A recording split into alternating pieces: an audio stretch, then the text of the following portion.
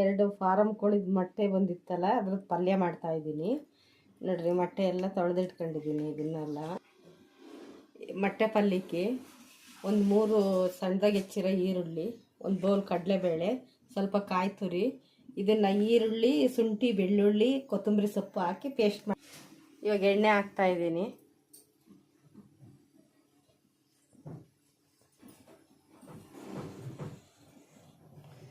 ಇವಾಗ ಒಂದು ಬೌಲ್ ಕಡಲೆಬೇಳೆ ಹಾಕ್ತಾಯಿದ್ದೀನಿ.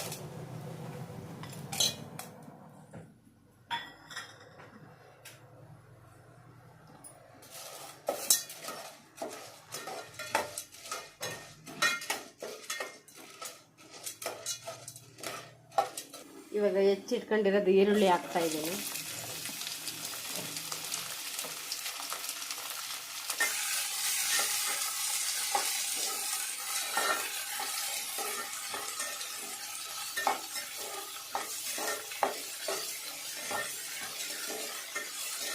ಇವಾಗ ಸ್ವಲ್ಪ ಅಡುಗೆ ಅರಿಶಿನ ಹಾಕ್ತಾಯಿದ್ದೀನಿ.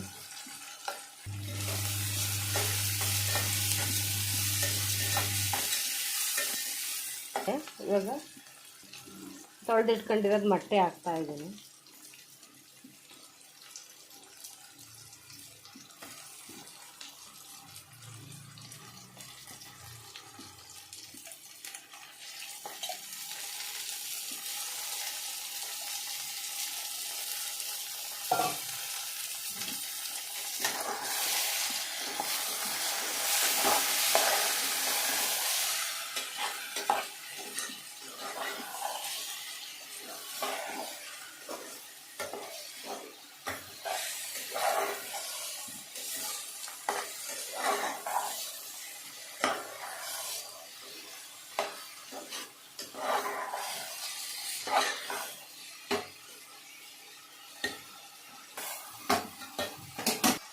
ಇವಾಗ ಈರುಳ್ಳಿ, ಶುಂಠಿ, ಬೆಳ್ಳುಳ್ಳಿ, ಕೊತ್ತಂಬರಿ ಇಷ್ಟು ರುಬ್ಕೊಂಡಿದ್ದು ಪೇಸ್ಟ್ ಹಾಕ್ತಾಯಿದ್ದೀನಿ.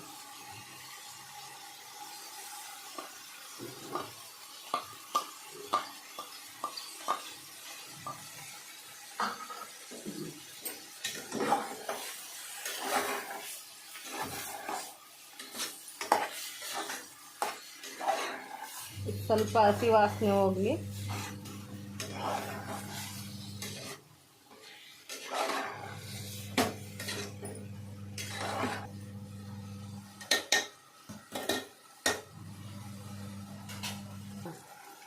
ಸ್ವಲ್ಪ ಉಪ್ಪು ಹಾಕ್ತಾಯಿದ್ದೀನಿ. ರೊಟ್ಟಿ ಜೊತೆ, ಚಪಾತಿ ಜೊತೆ ಎಲ್ಲ ತುಂಬ ಚೆನ್ನಾಗಿರುತ್ತೆ. ನಮ್ಮನೆಗೆ ರೊಟ್ಟಿ ಜೊತೆ ಇಷ್ಟಪಡ್ತಾರೆ. ಚಿಕನ್ ಸಾರು ಮಾಡಿದಾಗ ಅದ್ರ ಜೊತೆ ಅನ್ನದ ಜೊತೆಗೂ ಚೆನ್ನಾಗಿರುತ್ತೆ, ಅನ್ನ ಮುದ್ದೆ ಜೊತೆಗೆ. ನಮ್ಮನೆಗೆ ಜಾಸ್ತಿ ರೊಟ್ಟಿ ಜೊತೆನೇ ಇಷ್ಟಪಡೋದು.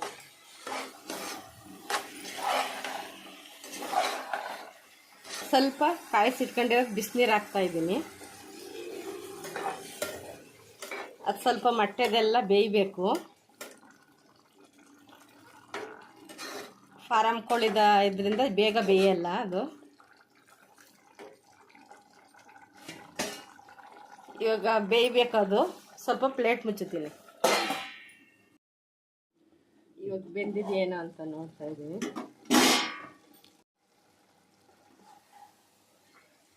ಇವಾಗ ಕಾಳೆಲ್ಲ ಬೆಂದಿದೆ. ನನಗೆ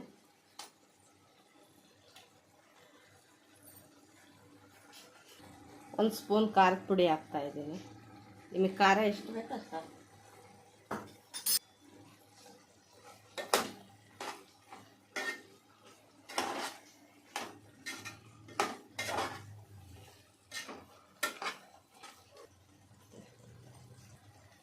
ಇದು ಕಾಯಿ ಮಸಾಲ, ಚಕ್ಕೆ, ಲವಂಗ, ಸ್ವಲ್ಪ ತೆಂಗಿನಕಾಯಿ ಹಾಕಿ ರುಬ್ಕೊಂಡಿದ್ದೀನಿ.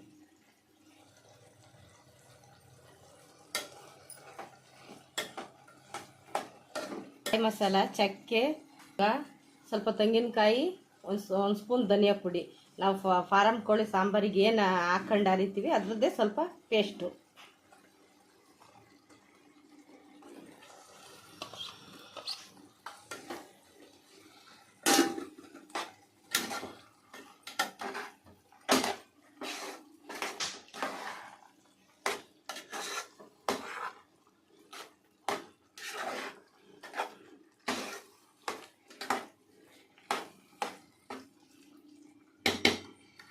4 ಮೊಟ್ಟೆ ತಗೊಂಡಿದ್ದೀನಿ. ಮೊಟ್ಟೆ ಹೊಡೆದಾಕ್ತೀನಿ ಅದಕ್ಕೆ.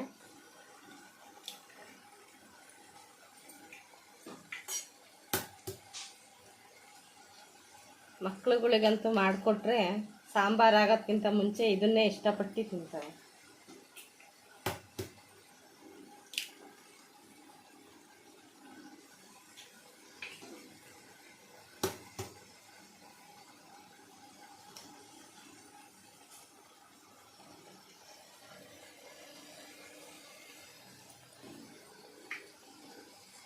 ಇವಾಗ ಒಂದು 10 ನಿಮಿಷ ಪ್ಲೇಟ್ ಮುಚ್ಚಿದೆ.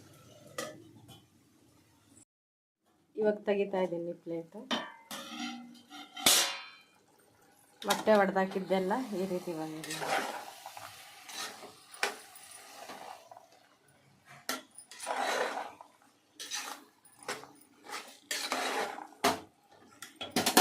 ಇವಾಗ ಕಾಯಿ ತುರಿ ಹಾಕ್ತಾ ಇದ್ದೀನಿ. ಇನ್ನೊಂದು ಸ್ವಲ್ಪ ಸಾಲ್ಟ್ ಹಾಕ್ತೀನಿ. ಆವಾಗಲೇ ಸ್ವಲ್ಪ ಹಾಕಿದ್ದೆ ಬೇಯ್ಬೇಕಾರೆ.